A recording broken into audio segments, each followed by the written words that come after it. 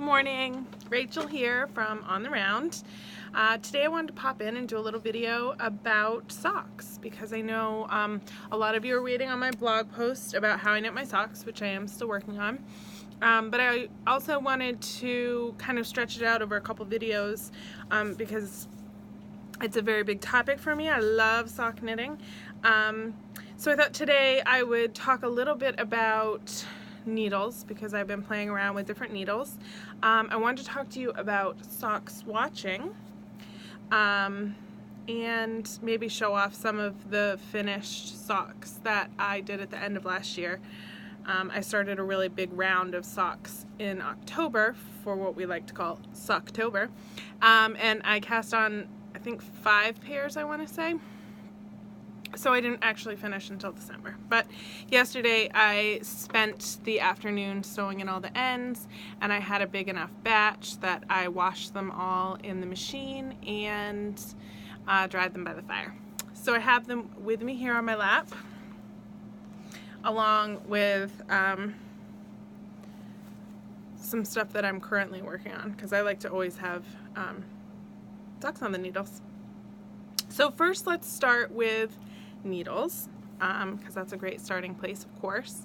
I was playing around with the new Likey needles for some of my other knitting and really fell in love. I got some size 1, which I guess that's the first detail. I use size 1 needles for my socks. Depending on the needle, I'm either a loose knitter or a pretty on gauge knitter, but I am not a tight knitter. So I find a 1 to be perfect. A 2 for me is too loosey-goosey, and I do not like sloppy socks. I want them to fit snugly on my foot without any extra ribbing. So anyway, Likey needles. I was using them for my other projects, my sweaters. Really loved them because I like a very smooth needle because I knit fast, and I like a really good point. So this was the Likey needle, which super smooth, great point, but not like stabby. Doesn't leave that mark on your finger. And the cable was nice too. The yarn doesn't hook on this little dip where it goes from wood to the cable, which was nice. The problem with these needles is they're very fragile and they break. I don't know if you can see that, but I have now snapped 3 of them. Just like out and about in my travels. So while I love these needles for sock knitting, they don't hold up very great because they are wood, and so they're almost like toothpicks when they're size 1. I don't even think they make a size 0. I can't even imagine. So that was a bit of a bummer. I still have 2 pairs left that I'm only using like keeping them next to my chair and knitting with them, as opposed to like taking them everywhere, or like keeping them in this. I have this little LL Bean bag that has a lot of structure to it, so I do have a pair in here. The reason I like these needles is because one thing I found by changing different needles is different brands, even though it's a size 1, depending on how the needle is made up, changes the gauge of my socks. And so with the Likeys, I get a really nice tight gauge, not that you can see that, but that fits my foot really well with 64 stitches, and I like that. So it's a bummer that they can't hold up to my life otherwise, but I'll just try and protect my last 2 pairs. I won't buy any more though.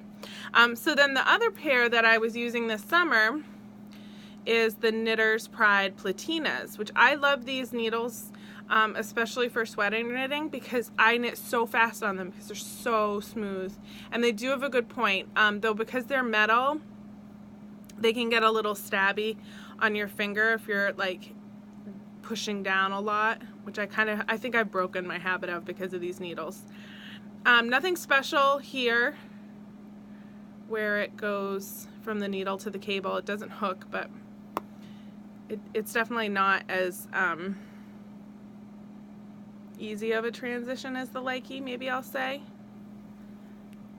But I do like the cable cord. The problem with these needles is because they're so smooth, I find that my gauge is bigger on them. And they do feel a little bit bigger, even though they're still 2.25 millimeters like the other needles. They feel a little bit bigger. And even with my sweaters, I have to usually go down a needle size when I'm using my platinas. I think it's just because they're so smooth and I'm knitting faster that my stitches are looser, as opposed to them actually being bigger. I'm not sure.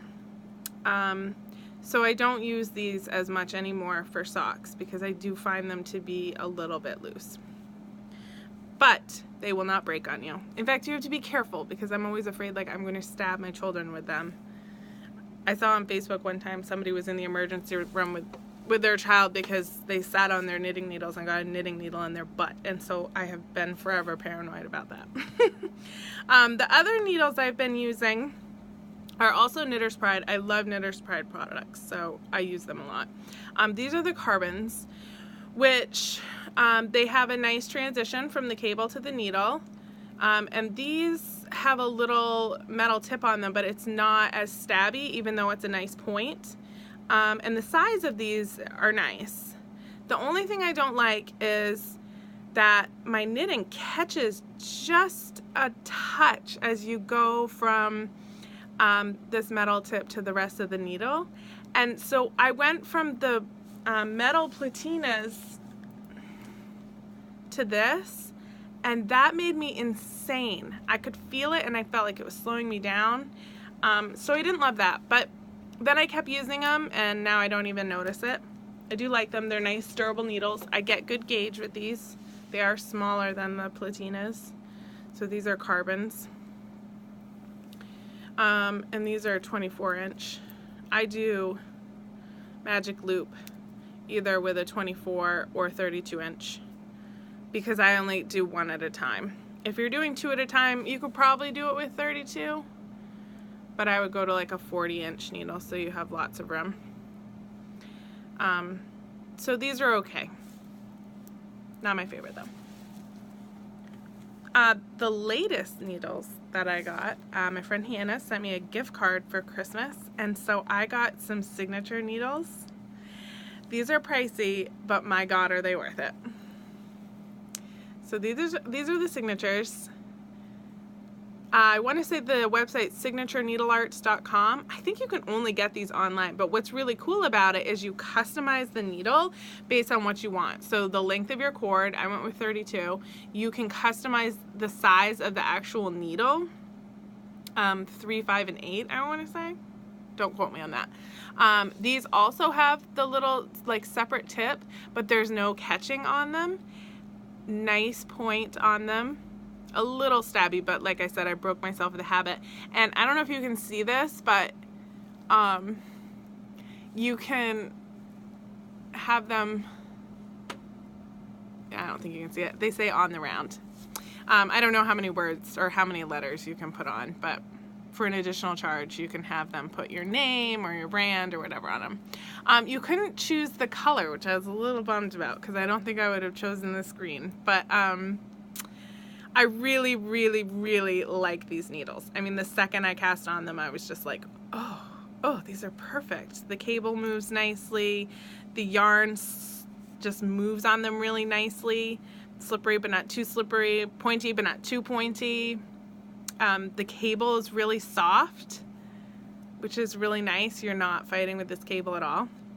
So signature needles, love them.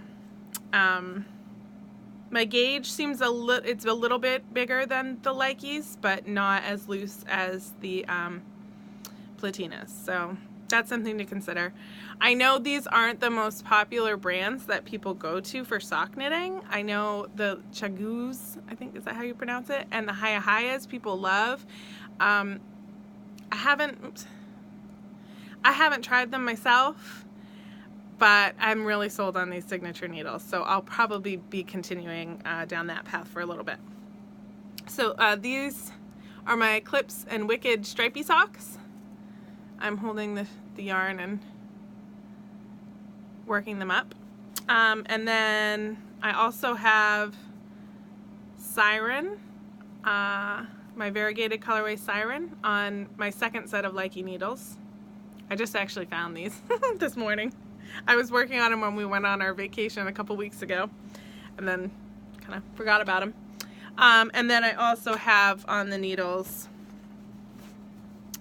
my Sweetheart socks, which I'm super excited about how they're working up. And I just had to finish the body on this one. So there's that. And then I wanted to show you, I know some of you know that I knit swatches. These are mostly photographed in the listings. And I wanted to talk a little bit about and propose the idea of you considering to knit swatches for yourself. And here's why. So I started knitting the swatches initially just so that people could see how the colors worked up and to get myself caught up, because I hadn't knit anything and I had a whole wall of sock colors, so it was like the thought of knitting a pair of socks where everything was a little overwhelming. So I thought about doing these little swatches, which was a great idea just in and of itself. But what kind of came about from doing the sock swatches was a lot more, because one, it gave me a really good idea of how the colors were going to work up. It gives you a really good sense of like how the yarn's going to wash. Also helped me figure out this toe up technique that I use, which is Judy's Magic Cast On.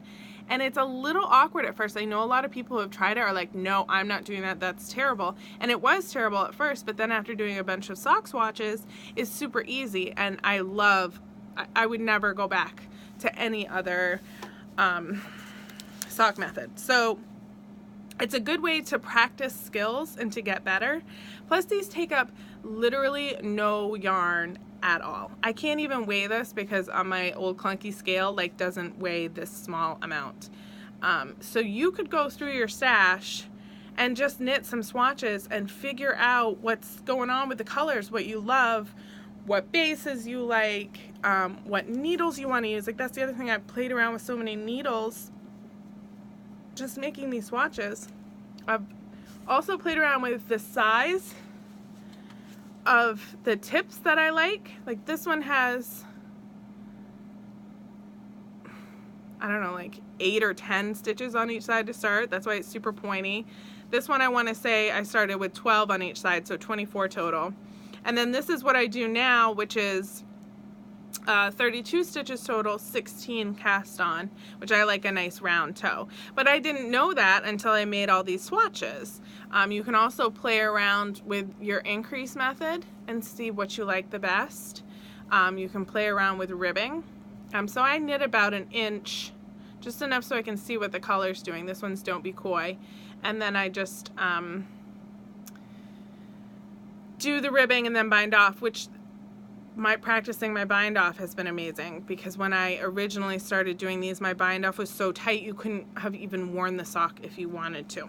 So I know people are always thinking, well, what are you going to do with them now?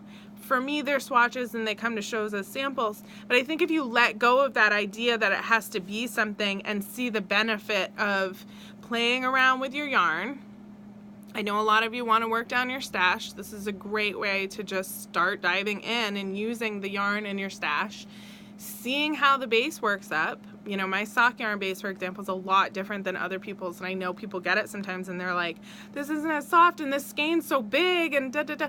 But it gives you a chance to put it on the needles and figure it out and see what it's going to do, and you know, wash it, throw it in the washer, do an experiment and see if you can wash and dry your sock, how it's going to hold up. You know, I think